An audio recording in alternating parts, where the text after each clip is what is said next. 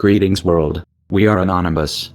We're still continuing Not Pedo in an attempt to remove all traces of pedophilia on the surface web and darknet.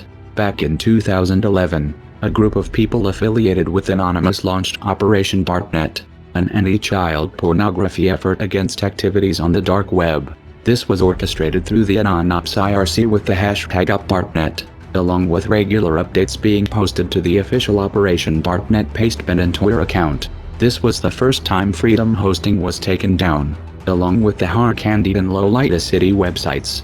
Members of both sites had their information leaked, such as IP addresses, which were used to determine the individuals accessing them. 2 years later, the owner and admin of Freedom Hosting, Eric Edwin Marks, had been arrested by the FBI and is now currently fighting extradition to the US, where he could face a life sentence of up to 100 years in the US, or a reduced sentence of 14 years in Ireland, where he currently lives. A few days before Freedom Hosting were found to be serving custom malware, which was designed to identify any visitors. The FBI had admitted that they secretly took control of Freedom Hosting's servers behind the scenes and left them up so they could track down the users of known pedophile sites. Eric Edwin Marks had rented the servers from an unnamed commercial hosting provider in France, and paid for them from a bank account in Las Vegas. It's not clear how the FBI took over the servers in late July, but the bureau was temporarily stopped when Marks somehow regained access and changed the passwords, briefly locking out the FBI until it gained back control. Just recently though, the new Freedom Hosting administrators were discovered facilitating child porn on their web servers and have been hacked a second time by an unknown hacker affiliated with Anonymous.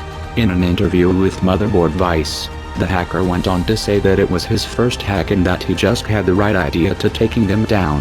The attacker seemed to have no ulterior motive, but mentions a quote from Freedom Hosting's homepage that they have a zero-tolerance policy to child pornography. But what they found while searching through their server was more than 50% of child porn. 74 gigabytes of files and 2.3 gigabytes of database were dumped and uploaded as a torrent for people to download, with any traces of child pornography removed.